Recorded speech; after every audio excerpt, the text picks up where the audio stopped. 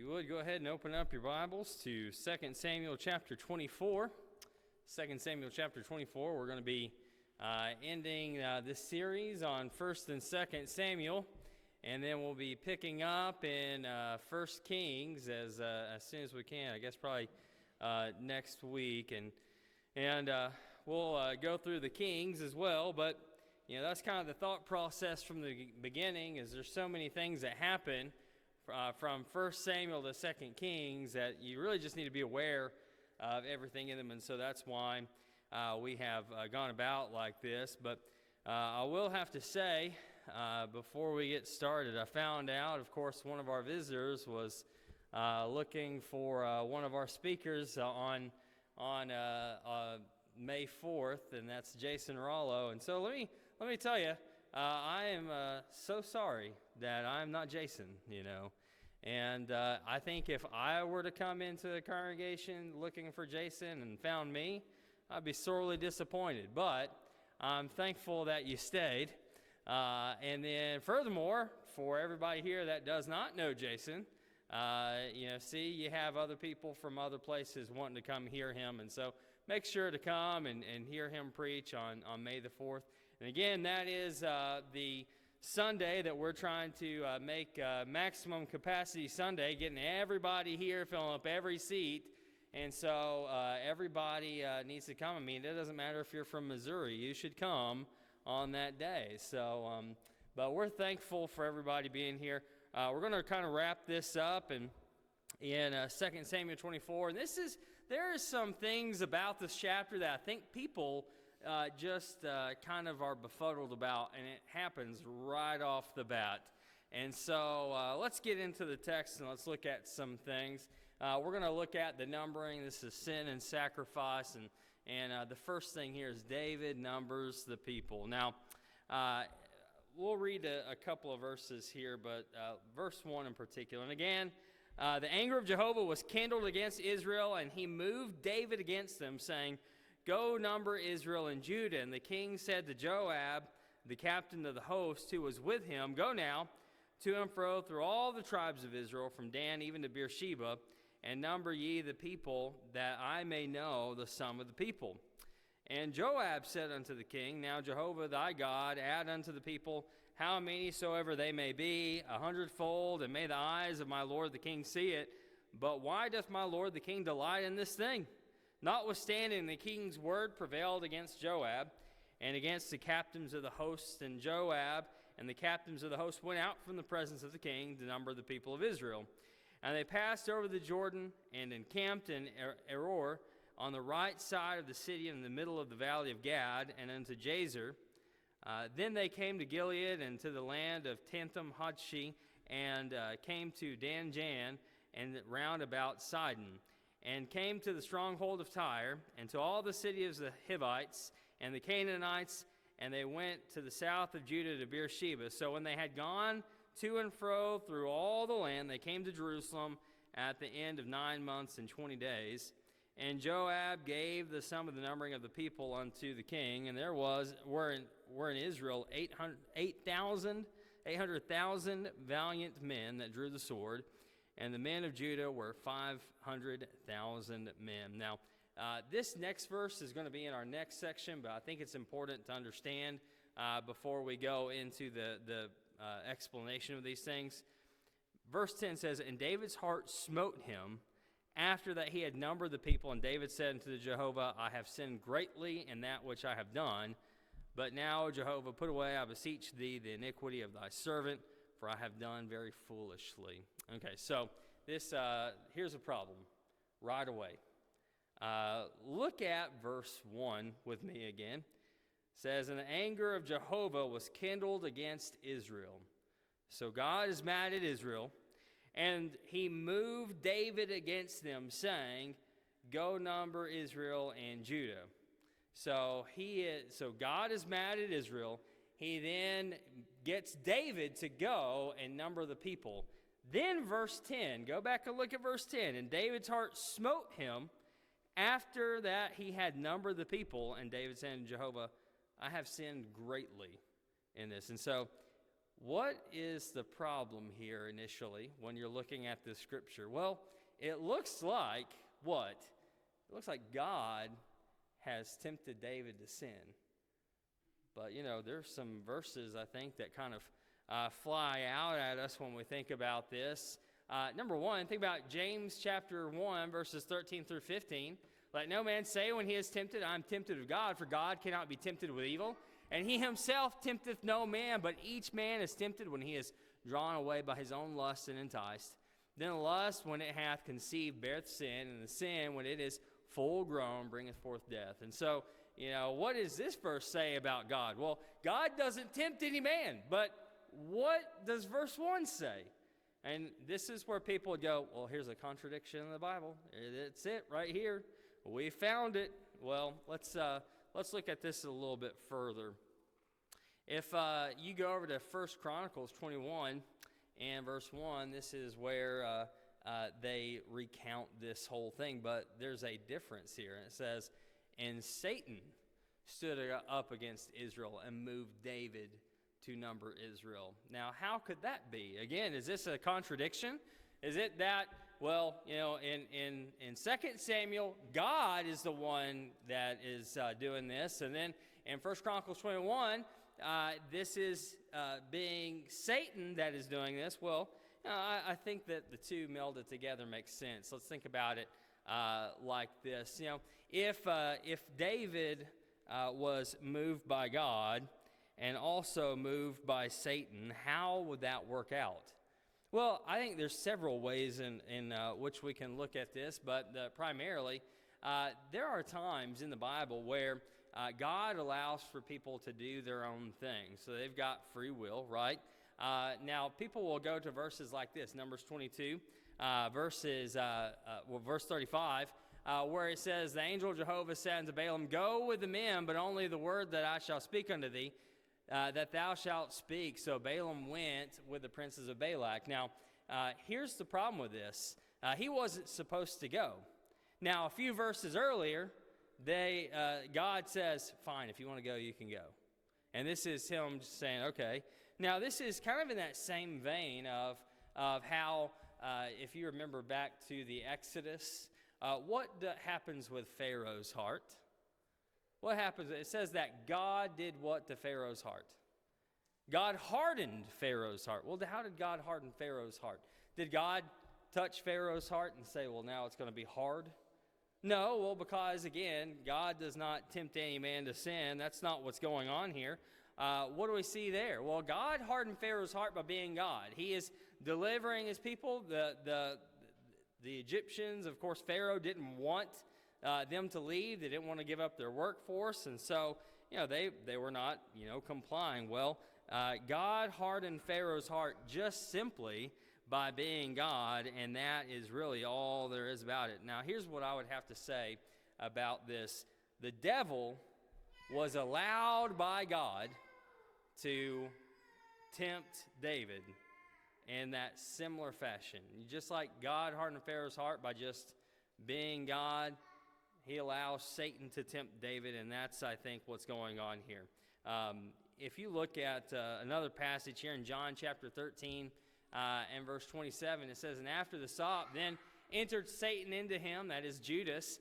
Jesus therefore saith unto him, what thou doest, do quickly. And so he's allowing him to do his thing. He's not telling him he's wrong. He knows he's wrong. Judas knows he's wrong, but he allows him to do this anyway because, well, he has free will. Now, if you go into this, there's something else.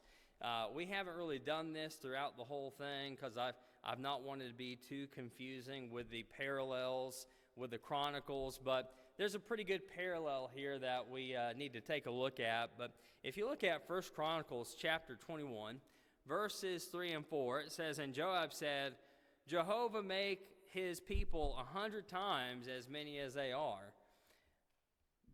But my lord the king, are they not all my lord's servants? Why doth the Lord require this thing? Why will he be a cause of guilt unto Israel? Nevertheless, the king's word prevailed against Joab. Wherefore Joab departed and went throughout all Israel and came to Jerusalem. And so Joab is actually, you think about Joab. Joab is not somebody that is just very spiritually minded, is he? But he is the voice of reason right here. And as David is going to number the people, what does Joab do?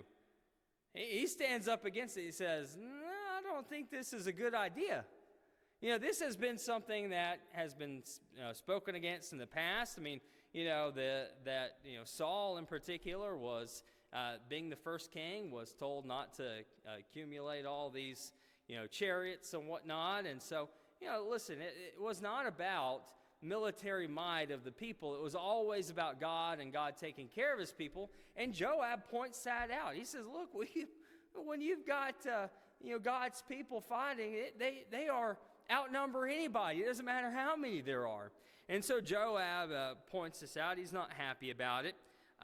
But as we see this in verse 4, that's why you see this phrase it says, notwithstanding the king's word prevailed against Joab. And so that's what we see in verse 4 of chapter 24, rather. And then also, I find this kind of interesting.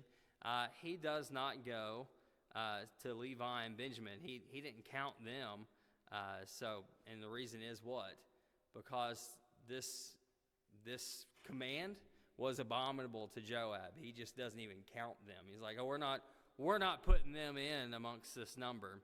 And so, if you have, if you like getting commentaries, there's a good commentary by and large. There's some problems with every commentary, but there's a good commentary on the Old Testament by Kyle and Delitzsch and old German guys. But anyway, he says this. Kyle says, the true kernel of David's sin was to be found, no doubt, in self-exaltation, inasmuch as he sought for the strength and glory of his kingdom in the number of people and their readiness of war. I mean, you think about any group of people, their strength is about war. I mean, listen, I love being an American, and there's several things about that I love. I love some of the things that people come up with that talk about, patriotism. And there's a place that I used to go to before I moved, and they had all these T-shirts that were funny, and I enjoyed them, but they're all kind of patriotic in nature. And one of them had like an eagle that was flexing its muscles, and it said back-to-back World War champs, And I'm like, that's hilarious. I love that kind of stuff. That's, America's great. I mean, we've fought in wars, but, people don't really want to fight us. Well, I guess they're kind of wanting to now. We're raising a bunch of sissies. But, you think about this, that in the past, people don't want to do that. They don't want to fight. They didn't want to fight America. They didn't want to do that. Well, why is that? Well, you want somebody that's strong militarily. And we have been in the past. And, you look at what David has done. He has counted the people likely because of that thought of military prowess. All right, moving on. So let's look at judgment on David's sin here, verses 10 through 17. And David's heart smote him after that he had numbered the people. And David said unto Jehovah, I have sinned greatly in that which I have done. But now, O Jehovah, put away, I beseech thee, the inquiry of thy servant, for I have done very foolishly. And when David rose up in the morning, the word of Jehovah came unto the prophet Gad, David's seer, saying, Go and speak unto David, thus saith Jehovah, I offer thee 3 things, choose thee one of them, that I may do it unto thee. And so, this is kind of a scary thing when you think about it. If you put yourself in David's shoes here, he is an old man at this point, and we see a little bit more of that here later on. But you get 3 punishments, 1 of 3 punishments. You get to pick your own poison here. All right, verse 13. So Gad came to David and told him and said unto him, Shall 7 years of famine come unto thee in thy land? Or wilt thou flee 3 months before thy foes while they pursue thee? Or shall there be 3 days pestilence in thy land? Now advise thee, and consider what answer I shall return to him that sent me. And David said unto Gad, I am in great strait. Let us fall now into the hand of Jehovah, for his mercies are great, and let me not fall into the hand of man. And so there's a couple of ways to look at this, but clearly the first part is absolutely certain. You're going to trust in God here.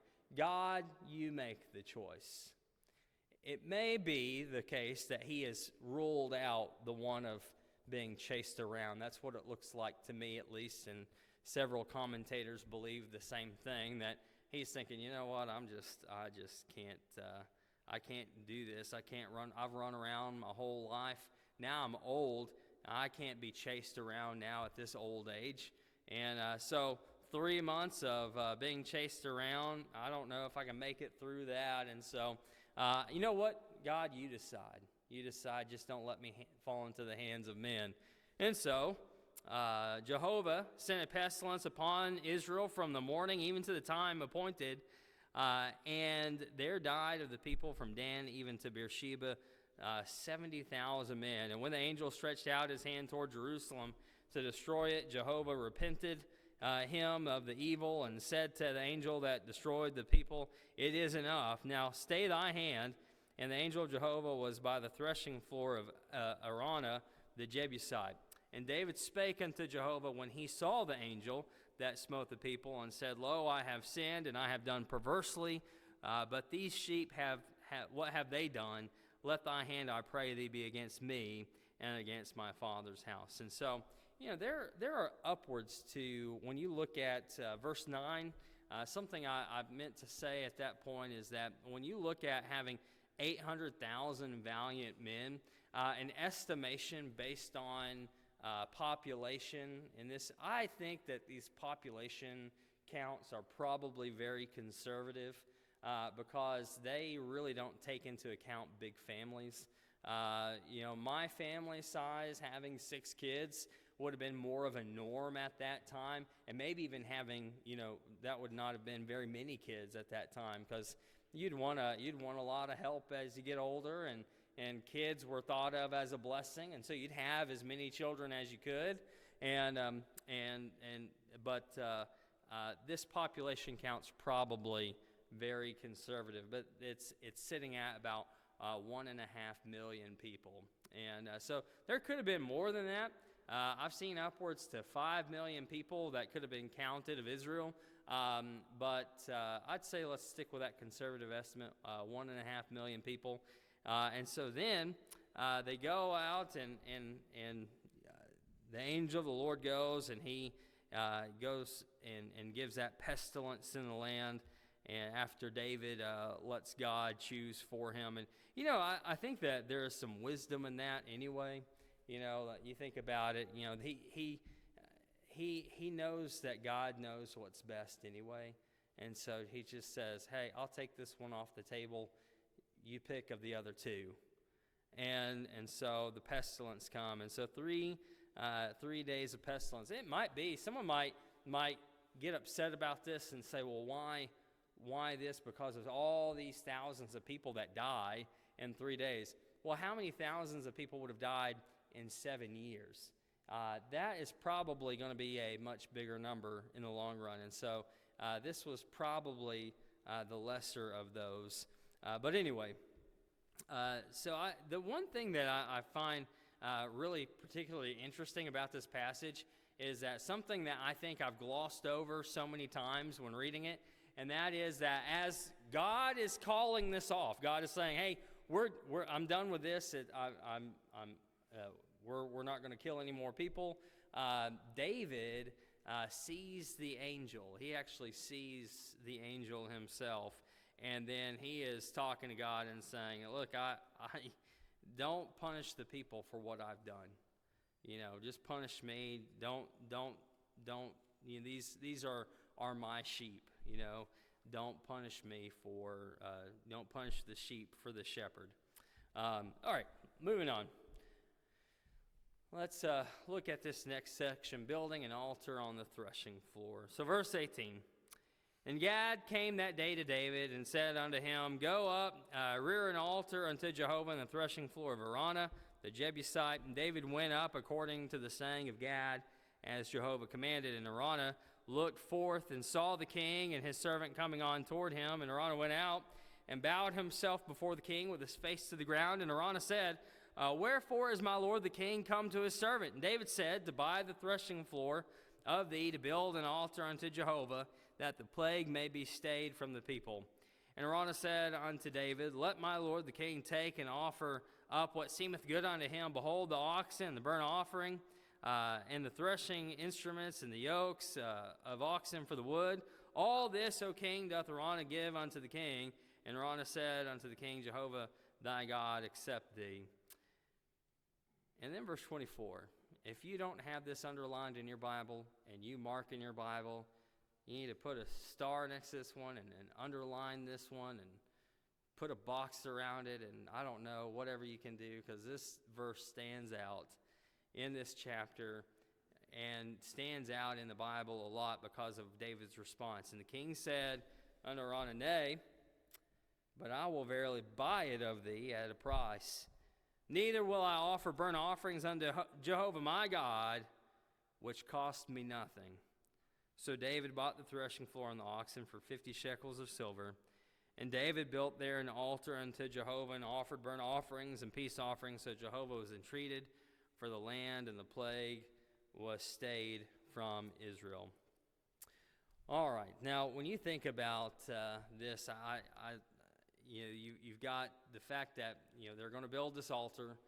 Araunah comes out and says, "I'll give you anything you want. Whatever you want, it's yours. If you want, you got to think about this too. He's building an altar on his threshing floor." And so, of course, he's got the oxen for the threshing floor to tread out whatever produce he's got going on there, treading out the corn, if you will. And so he's got that. And then, of course, he's got all the wood associated with that, because they would yoke the oxen to basically this middle point in the threshing floor, and it would just walk around in circles. And that's what it would do to tread out corn or whatever else you had there. But anyway, that's what the threshing floor was made for. And so take that. We're going to build an altar here. Okay, we'll take anything you need. If you need the oxen for the sacrifice, take the oxen. That's fine. I've got the wood there that's at the threshing floor. Go ahead and take it. It does me no good, really. And so take all these things. And then David's response was what? I can't do that. I will buy it for a price. Because why would I offer something to God that costs me nothing? All right, I want to go into some points here. Let's look at some lessons learned. And the first one is this. Think about the cost of sin here. David sins, and in the numbering of the people, and so David sins, and everybody is really punished for that. I mean, even if you think about it, you think about the cost of sin for one person is great, but when that sin affects other people, it makes it that much worse, right? You've thought about this in the past with other people. I mean, think about this. What if a person is a drunk driver? They get in a wreck and they kill somebody, and you're thinking, well, they sinned, but the sin was worse because they not only hurt themselves, but they hurt other people. And we'll think about it in those regards. And sure, you think about David's sin, and the cost of sin was greater than what David, really dealt with personally. I mean, other people had to deal with it. It wasn't just David. I mean, if you think about it, if he had gone on the run, everybody that would follow David anywhere would have gone with him. How many people would have died because of David's sin, being chased by his enemies? Or you've got this famine in the land. How many people would have died? How many people would have starved because of all these things? What would have happened? And then, of course, there was the pestilence, and thousands of people die because of David's sin. Now, I get that this is probably a little bit different than, what you and I might deal with on a regular basis. We might have to deal with temptation, but you know what? We're not doing things likely that are going to cause the entirety of our nation or even the entirety of our state to have to deal with the consequences of our actions. But we still have people that are affected by the consequences of our actions, right? I've thought about this so many times whenever I see a man that has gone away from his spouse to find another, and here you go, you have the woman here, and you've got children they're just put out because of this man's selfishness. It does. There's a cost to sin, and that cost affects other people. And so there is a cost of sin. But I want to skip on to this. Let's look at this. Think about that which costs me nothing. I think this is really deep thought when you really start thinking about it. When it comes to giving of our efforts, giving of our time, and giving of our monetary resources, giving of our homes to people, giving of our own food and things like that. You think about it, if you are offering something to God, then it's going to cost you something. It needs to cost you something. So many times people don't even care. They don't care about the cost of anything. They don't want to worry about, in their daily life, hey, you know what, I'll go to the store, I'll buy whatever I want, and they don't care about that cost. But then when it comes to the Lord, they count that cost as greater. And what do I mean by that? Well, how many times do you see people that, listen, look around. You were here this morning. Look around and look. Are there fewer people here tonight than there were this morning? Yeah. They have lost the value here of coming to worship God. Maybe it is that you have some sort of let's just say this. Let's say the president's coming to town, and you want to meet the president, and he's giving you a special invitation, right? But that invitation is going to be right at the same time as worship. What do you do? What do you do? You go, well, this is a once-in-a-lifetime opportunity, right? And sure it is, right? But if it's going to cause you to sin, if it's going to cause you to leave the Lord out, well, you know what? You need to serve God. You need to understand the cost associated with serving God. So many people don't count the cost. And whenever it comes down to it, they will fall away because they have not counted that cost. They will say, yeah, I can become a Christian. I'll be baptized. I'll do all these things, and I'll come to services. But when the rubber meets the road, they fall away because they haven't truly counted the cost. I mean, what do you do with your family when your family is not on the same page with you spiritually? What do you do when you're at work and they ask you to do something that's ungodly? What do you do then? Well, the whole thing is you've got to count the cost. Is it better to have the temporary pleasures of this life or to be able to be with God in eternity? And of course, the easiest thing to think about with all of this is, when it comes to giving, we can give of our efforts, we can give of our time, and we can give of our money. But when we come to give to God, when we come to worship God, then it should cost us something. I found this to be very true. My feet usually follow my money. Have you ever noticed that? Have your feet ever followed your money? If you put a lot of money into something, guess what you're going to do? You're going to be interested in that. You know what? I put money into my house. I'm interested in my house working. I'm interested in fixing things that are broken. I'm interested in updating it and making it nice because that's my home, right? But when it comes to the work of the church, what about this? What about when you got a mission work that you get really excited about? Well, you know what? You start giving to something, and man, your feet follow that pretty quick. You start going, hey, you know what? I'm giving to this mission work, and you know what? I like to go visit that mission work. I've known of several people that did just that. I'm going to go to some place I've never been before because I've been giving money to this. I've been giving money to this missionary, and I want to see where my money's being put to use. There's a cost associated with everything. When it comes to serving God, we need to, basically put our money where our mouth is. Now, when it comes to serving God, again, we offer things that cost us something. And again, there is our time. Think about your time. Time is valuable, right? I've heard this my whole life. Time is money. If you work, if you're self-employed, that's probably really something that you will ring true in your life, right? But when it comes down to it, when it comes to serving God, we need to spend time serving God.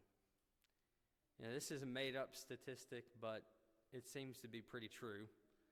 But you've probably heard it said that in any group, and usually this is used in a workplace, but I think it has reigned true in the church as well, and that is that 15% of the people do 85% of the work. You've heard that? Yeah, if you haven't, look around, and you'll find out that there are a lot of people that won't do anything, and then you'll have a small group of people that will do as much as they can. When it comes to the church, that shouldn't be the case. Everybody should be putting in the time. There's an opportunity coming up here, I guess tomorrow night, where we can show that we're putting value in the work of the church here. We can participate. We can use our time and use that to the glory of God. And so, don't offer up the little things. Offer up everything that's great to God. Don't go with just nothing. Don't just offer up nothing. Offer up prime time for God. If you are here this evening and you have not yet become a Christian, I'm looking out and I see a lot of Christians here. But if you haven't, become a Christian, you need to hear, believe, repent, confess, and be baptized. But those of us who have become Christians, we know this very well, but we need to say it, and that is that if you have not been living faithfully, then make things right tonight. There's no need to walk away from here not having things right in your life, and so we want you to make things right. We want to pray for you. We want to help you out. If you need some help, you need some prayers, or you want to become a Christian, this invitation is yours. Please come as we stand and as we sing. Hear the sweet voice of